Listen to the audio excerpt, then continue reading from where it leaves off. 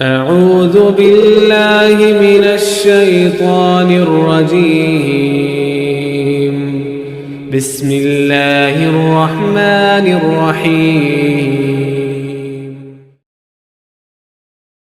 نماز پہلا رکن ہے شہادت توحید و رسالت کے بعد۔ اب قرآن مجید کی سورہ العنکبوت آیت نمبر 45 اس کو پڑھیے۔ اللہ رب العزت نے ارشاد فرمایا وَأَقِمِ الصَّلَاةَ إِنَّ الصَّلَاةَ تَنْهَى عَنِ الْفَحْشَاءِ وَالْمُنکَرِ۔ فرمایا نماز قائم کرو۔ کیوں حکم دیا؟ نماز قائم کرو، حکم دیا۔ کیوں؟ کہ نماز دو چیزوں سے تمہیں روکتی ہے۔ نماز قائم کرو، یہ حکم نماز کا جسم قائم کرنے کے لیے، اور نماز جن دو چیزوں سے روکتی ہے یہ اس نماز کی روح ہے۔ تو جو نمازی کو ان دو چیزوں سے نہ روکے وہ نماز نہیں ہے، وہ مردہ جسم ہے۔ جو ان دو چیزوں سے جو نماز نہ روکے وہ مردہ جسم ہے، وہ نماز نہیں ہے، وہ زندہ نماز نہیں ہے۔ کون سی دو چیزیں؟ تنہا عن الفحشاء والمنکر، ایک فحشاء سے، اور فحشاء کہتے ہیں رذائل اخلاق،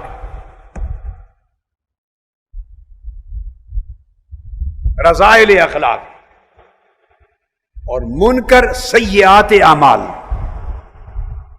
برے اخلاق کو فحشاء کہتے ہیں اور برے افعال کو منکر کہتے ہیں۔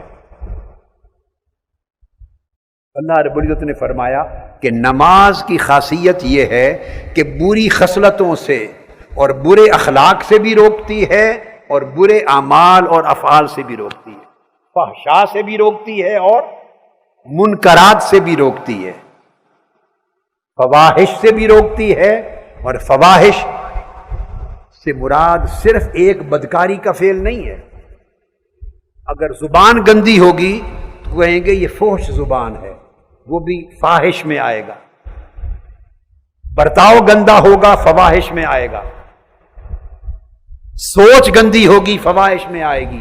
ہر وہ کام جو نظافت، لطافت اور شرافت کے معیار پہ نہیں ہے، جو حسین اور جمیل نہیں ہے، بددہ ہے، برا ہے، ناپسندیدہ ہے، وہ عمل بے حیائی کا ہے، وہ فحشاء کے اندر آتا ہے۔ صرف ایک بدکاری کا عمل نہیں، زبان کی بدکاری، آنکھوں کی بدکاری، اخلاق کی بدکاری، گفتگو کی بدکاری، برتاؤ کی بدکاری، دل کنجوس ہے تو بدکار ہے، سارے رویے فحشاء میں آتے ہیں۔ تو نماز تمہیں برے رویوں سے روکتی ہے، اور نماز تمہیں گناہوں کے اعمال سے روکتی ہے۔ تو برے رویوں سے رکنا اور برے اعمال سے بچنا یہ نماز کی روح ہے۔ تو نماز فرض کی گئی تاکہ بندے کے اخلاق سنور جائیں اور افعال سنور جائیں۔ تو آپ نے دیکھا کہ سب سے پہلا رکن شہادت توحید و رسالت کے بعد نماز، اور نماز کی روح اخلاق کو سنوارنا۔ اور آقا علیہ السلام نے فرمایا، اللہ رب العزت نے، آقا فرماتے ہیں کہ میرے اللہ نے ارشاد فرمایا انما اتقبل الصلاۃ مما تواضع بها لعظمتی، میں اس شخص کی نماز قبول کرتا ہوں جو میری عظمت کی خاطر متواضع اور منکسر ہو جائے۔ اس کی نماز قبول کرتا ہوں جس کی نماز اس کے تکبر اور رعونت کو ختم کر دے اور اس کی طبیعت اور مزاج میں تواضع اور انکساری پیدا کر دے، اور میری مخلوق پر ظلم نہ کرے، اور میری نافرمانیوں پر اصرار نہ کرے، اور میری یاد کو جاری رکھے۔ اور آخر پہ فرمایا وَرَحِمَ الْمِسْكِينَ وَابْنَ السَّبِيلِ وَالْأَرْمِلَ وَرَحِمَ الْمُصَابِ، اور مصیبت زدوں پر رحم کرے، بیواؤں پر رحمت کرے، مسافروں پر کرم کرے، مسکینوں محتاجوں پر رحمت کرے، اپنا مال خرچ کرے۔ جس شخص کے اندر ایسے اخلاق پیدا ہو جائیں میں اسی کی نماز قبول کرتا ہوں۔ بقایا لوگ باقی تو نماز کے جسم کو اٹھا کے پھر رہے ہیں، باقی لوگ نماز کے جسم کو کندھوں پہ اٹھا کے پھر رہے ہیں. نماز انہی کی نماز ہے. فرمایا کہ جن کے اندر تواضع آ جائے, انکساری آ جائے, تکبر نہ رہے, بڑا پن نہ رہے, اکڑ نہ رہے, جھکنے والے بن جائیں, خود کو چھوٹا سمجھیں, خود کو حقیر سمجھیں. کیوں حقیر سمجھیں؟ کہ ہر وقت ان کی نگاہ میری عظمت پر رہے, میری عظمت پہ رہے, اور وہ مخلوق پر ظلم نہ کریں, مخلوق پہ جبر نہ کریں, مخلوق کی حق تلفی نہ کریں. شب و روز مجھے یاد رکھیں. مسکین اور محتاج ہو تو اس کے لیے سراپا رحمت بنے, مسافر ہوں ان کے لیے سراپا شفقت بنے, بیواؤں اور یتیموں پر سراپا رحمت بنے, اور مصیبت زدہ کے لیے ہمیشہ سہارا بنے. نماز جن لوگوں کی سیرت میں, کردار میں, اخلاق میں یہ تبدیلی پیدا نہیں کرتی, فرمایا میں ان کی نماز قبول نہیں کرتا. مجھے اندازہ ہے یہ حدیث پاک بہت کم لوگوں نے سنی ہوگی پہلے, یہ میرا گیس ہے, بہت کم لوگوں نے سنی ہوگی.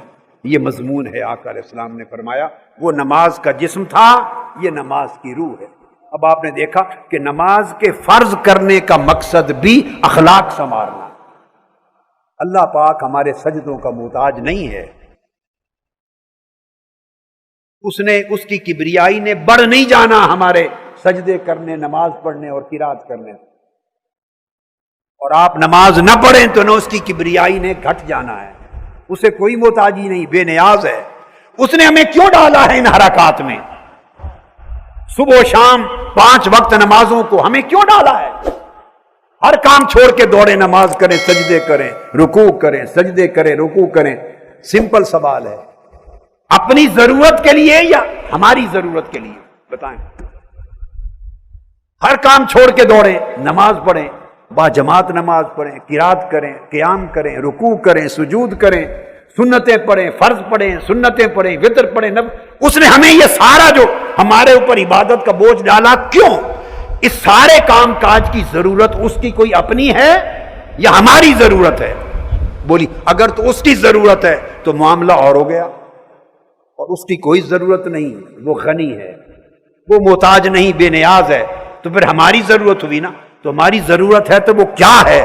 وہ اللہ پاک نے بیان کر دی. ہماری ضرورت یہ ہے, وہ ہمارے اخلاق سنوارنا چاہتا ہے, ہمارا طرز زندگی سنوارنا چاہتا ہے, ہمارے رویے سنوارنا چاہتا ہے, ہماری سوچیں سنوارنا چاہتا ہے.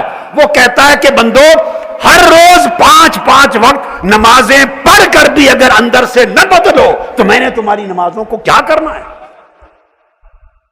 میں نے تو نمازیں فرض اس لیے کیے ہیں کہ تم فحشا سے بھی بچ جاؤ اور منکرات سے بھی بچ جاؤ, تمہارے رویے بدل جائیں, تمہاری سوچوں کے انداز بدل جائیں, تمہارے طرز زندگی بدل جائیں, تمہارے شیوے بدل جائیں, تمہارے من بدل جائیں.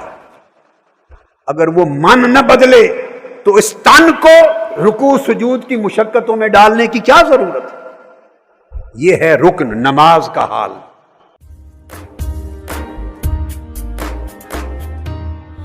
الحمد عادت إلينا الحياة وعادت إليك جموع الصلاة وبيتك عاد له التائقون وآمين صاح بها المسلمون بشوق يهز الوجود صدى وعاد الأذان بحس جديد وكم كان يشدو بصوت وحيد ويذرف 5 شعور الغياب